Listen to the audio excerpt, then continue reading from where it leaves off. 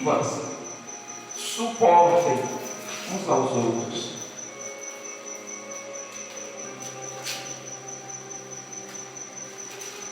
Exemplo de obediência a esse mandamento está em 2 Coríntios, capítulo 11, versículo 19. Diz assim: porque sendo vós sensatos, de boa mente, tolerais os insensatos. Paulo está dizendo à igreja de Corinto: porque sendo vós sensatos, de boa mente, não é de uma mente má, uma mente que já está pronta a condenar, a jogar fora. Não, com uma boa mente, tolerais os insensatos. Quando eu digo tolerar, não é passar mão, não é você não reconhecer ou falar, talvez se alguém errou. Não é isso. Tolerar é você dizer, às vezes, você até diz assim: não, dessa vez eu fico calado, mas da outra vez aí já tem que se chamar a atenção. É assim, às vezes alguém erra uma vez, aí você diz: não, eu vou dar oportunidade para ver se ela entende que errou e mude. Aí ela não mudou, errou de novo, aí a gente vai lá com amor, porque Paulo fala sobre os dons de exortação. Ele fala com amor, mesmo exortar com amor, ensinar com amor, é mostrar o erro, mas com amor, para que a pessoa se sinta amada e entenda: é errado, eu amo você, mas está errado. Então, a igreja estava sendo sensata em tolerar os insensatos naquele momento.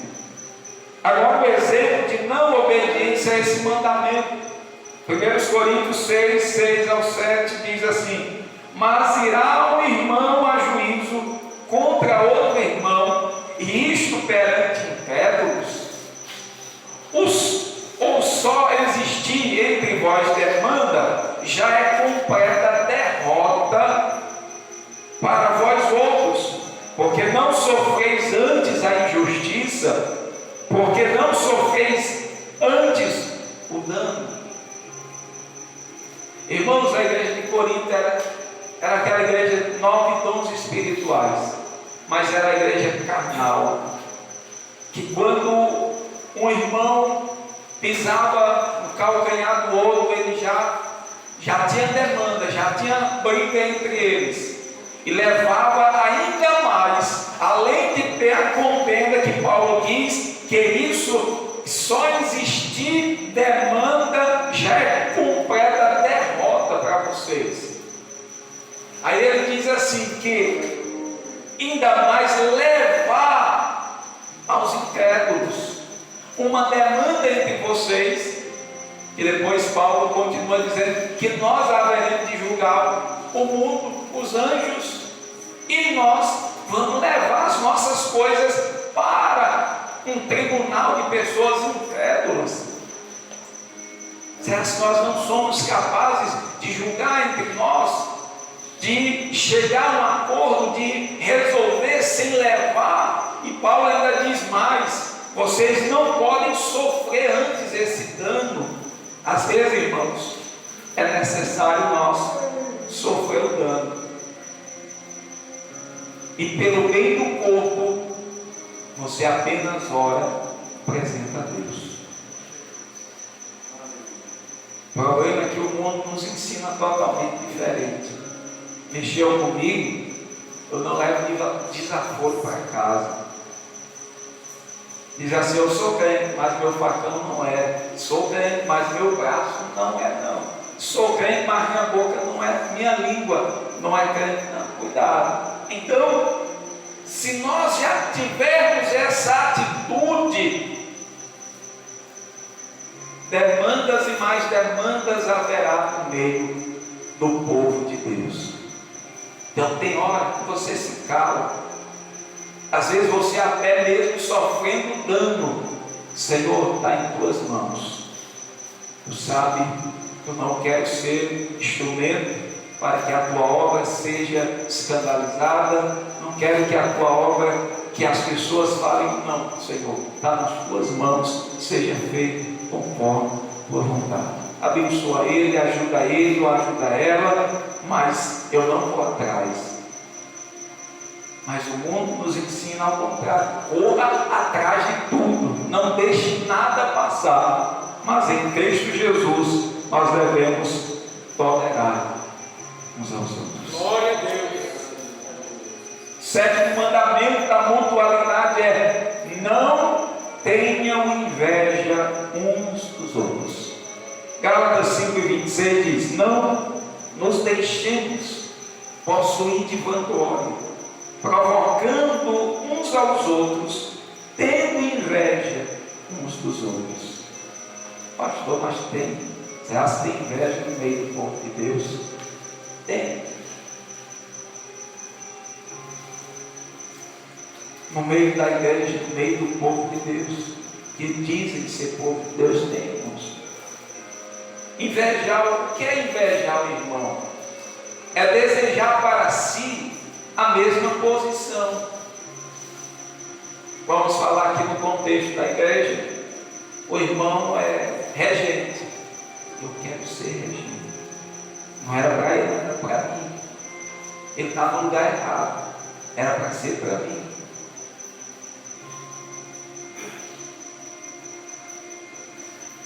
As habilidades, as realizações. A pessoa não se alegra em saber que o outro sabe cantar e ele não sabe. Ele tem inveja porque o outro canta e ele não. Ele tem inveja porque o outro tem alguma coisa e ele não. Quando, irmãos, não deve haver nenhuma raiz de inveja, porque o Senhor dá a cada um segundo Ele quer. Se o Senhor te deu, um exemplo, o dom de cantar, te alegra. Se o Senhor te deu o dom de pregar, então te alegra com isso. Mas veja que tem pessoas que nunca estão satisfeitas. Sempre ela diz: só seria feliz se eu tivesse o que o outro tem. Eu só seria feliz se eu tivesse aquilo que fulana tem, ou fazer como ela faz. E às vezes essa inveja leva até ter atitudes já é pecado a inveja, e leva a, como diz a Bíblia, que um abismo chama outro abismo. Quantas pessoas que através da inveja outro matam, tomam, roubam, porque não se alegra. Então, quando nós, irmãos, esse é um mandamento negativo, no sentido que ele diz: não haja inveja, não invejeis uns aos outros, porque, irmãos, veja, o dedo midinho. Esse dia eu observando, e alguém dizendo que ainda não, a ciência não entendeu qual é o papel do dedo midinho. Mas se ele está na mão e no pé, é porque ele tem uma função. E mesmo assim, ele está lá. Talvez as irmãs, que usam, ou até mesmo os homens que usam o sapato, e às vezes o dedo mindinho é o que faz abrir o pé, Quem tem o pé assim muito largo, que nem eu, então acaba que o sapato ele vai abrindo. Daqui a pouco, se for um sapato que a gente usa há muito tempo, faz ele até rasgar assim do lado, mas ele está lá e ele faz parte do corpo. E se ele está, porque ele tem importância. Então, qual seja a tua função no corpo de Cristo? A tua função, Deus te colocou, e você é importante aonde você está, a função que você exerce. Pastor, então, é para mim me conformar. Por exemplo, eu tenho uma profissão, é para mim me conformar. Eu vejo outros crescendo, né? Tendo graduações e aí até ganhando mais. Não, não estou dizendo isso. Você pode sim estudar, se formar, aumentar, crescer, mas não por meio da inveja. De maneira nenhuma, que não haja inveja. Se você foi colocado, então desenvolva naquilo que o Senhor te colocou e deu habilidades para você desenvolver. Mas não haja inveja. Porque quando há inveja, há outro sentimento de inferioridade. Quando eu tenho inveja do irmão, eu estou me achando inferior a ele. E o Senhor fez todos nós do mesmo barro. O mesmo barro está sobre todos nós. Nenhum foi feito de ouro e outro foi feito de barro. Não, todos nós viemos de Adão e Adão foi feito do pó da terra. Então, não há motivo de sermos ou nos acharmos inferior naquilo que Deus te fez. Seja grato, seja feliz por isto. Glória a Deus. O oitavo mandamento da mutualidade é: deixem de julgar uns aos outros. Romanos 14, verso 13 diz: não nos julguemos mais uns aos outros, pelo contrário, tomai o propósito de não pôr tropeço ou escândalo ao vosso irmão. Pastor, não é muito bom, né? Não julgueis uns aos outros. Mas a Bíblia em outros momentos diz: não julgueis segundo a aparência, mas segundo a reta justiça. Pastor, então Paulo, será se ele está contradizendo o que Jesus falou? Não. O foi que Jesus estava dizendo, repreendendo, censurando os fariseus? Ele diz: vocês veem um cisco no olho do irmão e não vê uma trave que está no teu olho.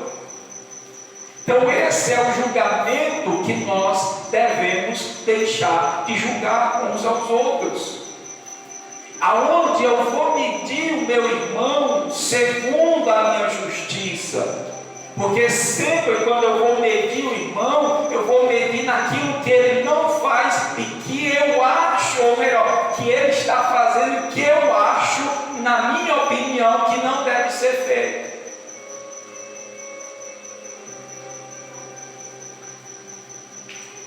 Porque quando eu digo, aí eu lembro de uma irmã certa vez, que ela disse assim, eu não vou dizer o que é que ela está, mas só por contexto, ela disse assim: tal coisa é pecado. Aí alguém disse: mas por que é pecado? E ela disse: é porque é pecado. Mas como é que eu julgo alguém e digo: é pecado, você está pecando? Mas eu não tenho como, pela Bíblia à luz, dizer: está aqui. A Bíblia está dizendo que isso é pecado. Então eu julgo as pessoas segundo o que eu acho correto, e eu digo: não está. E às vezes, quando eu exerço julgamento sobre alguém, às vezes eu estou deixando de julgar a mim mesmo, de olhar para dentro de mim. Então, depois que você julgar você olhar para dentro, tirar o cisco, o atrave do teu olho, aí sim, segundo a reta justiça de Cristo, você vai colocar tudo sobre a balança que é a palavra de Deus. Se a palavra de Deus disser que é pecado, pastor, mas tem coisas na Bíblia, coisas que ela não diz explicitamente que é pecado. Aí Paulo vai dizer, no contexto que nós lemos, ele diz: Não nos julguei mais uns aos outros, pelo contrário, tomai o propósito de não pôr tropeço ou escândalo ao irmão. Paulo está dizendo: se tu come carne e teu irmão se escandaliza, não come. Mas não julga ele, porque ele, talvez a fé dele é menos que a tua. E como ele é mais fraco na fé e não tem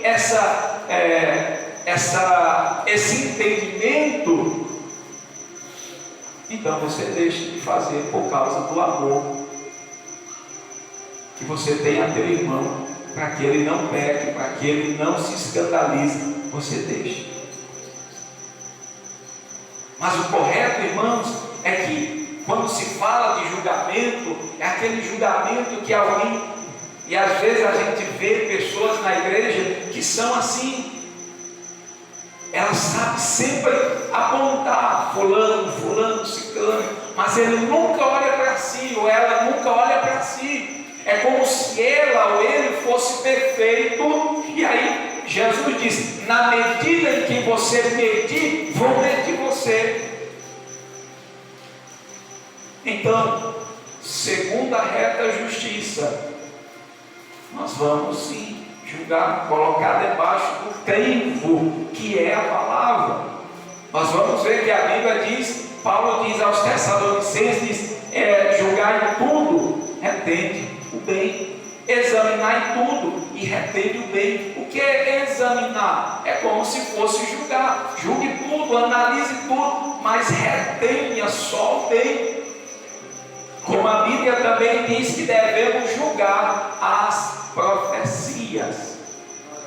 Pastor, isso é incredulidade eu julgar alguém que está se levantando como profeta e trazer uma mensagem. Devemos sim, irmãos, julgar o conteúdo da profecia segundo o que já está escrito. Porque tudo que vier contra o que já foi escrito, Paulo disse: seja nada, não receba, porque a revelação maior já foi dada. Então toda profecia que hoje aparecer precisa ser de acordo com as Escrituras Sagradas. Então nós vamos analisar as profecias. Nós vamos analisar o que está sendo pregado. A igreja de Bereia, quando Paulo chegava e pregava, os irmãos examinavam tudo. Será mesmo o que ele está dizendo aí é a verdade, as Escrituras? Então nós precisamos julgar segundo a reta justiça de Deus. Aí quando alguém diz aí lá fora, diz para nós: vocês julgam porque vocês dizem que vão para o céu. Não é julgando, é dizendo o que diz a Bíblia. A Bíblia diz: quem tem um filho tem a vida. Dizem que nós julgamos em dizer que alguém que pratica imoralidade, idolatria, feitiçaria não vai para o céu. Não, nós estamos dizendo o que diz a Bíblia. Ela diz que quem pratica, nós não estamos julgando e dizer que a pessoa já está condenada. Enquanto ela tiver vida, ela pode mudar-se, pode se arrepender, pode ser salva. Então não cabe a nós, no contexto,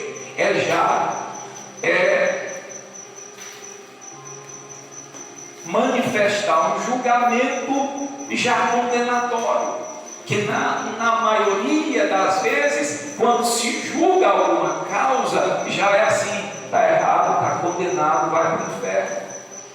A gente não julga segundo o que diz. E aí a Bíblia diz: se teu irmão pecar contra ti, for achado em erro, vai lá, conversa com ele. Se ele se arrepender, ganhou teu irmão. Mas se ele não se arrepender, leva 2 ou 3 testemunhas, conversa. Se ele não se arrepender, aí vai, chama a igreja, leva ele à igreja. Se ele não se arrepender perante a igreja, aí sim considera ele como publicano e fariseu, porque ele não, publicano e pecador, porque ele não quis se arrepender. É o exemplo que Paulo fala na igreja de Corinto, que os irmãos ali estavam se gloriando em ter alguém pecado lá, e eles apenas olhando e não faziam nada. Quando Paulo tem conhecimento, Paulo diz: aí no meio de vocês tem um indivíduo que está tendo relação com a mulher do seu pai. E Paulo vai dizendo ao ponto de levar aquela pessoa a ser expulso da comunidade dos cristãos, da igreja de Corinto. Por quê?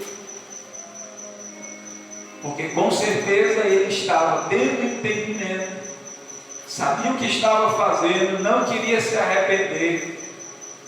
Aí Paulo diz: o jeito é lançar ele fora, excluir ele do corpo. Mas porque ele não quis arrepender-se.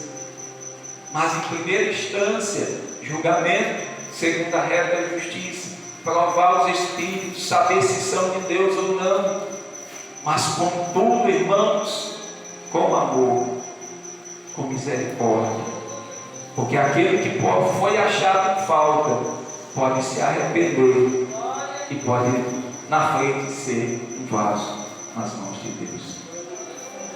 Então, que nessa noite o Senhor nos dê da sua graça e nos ajude cada dia a trabalhar pela unidade do corpo, pela unidade da igreja, pela unidade das famílias. E eu quero convidar os irmãos a ficar de pé para nós cantarmos um corinho e fazermos uma oração. E nós vamos concluir por aqui. Em outro momento nós falaremos, mas não é só esses. Nós falamos somente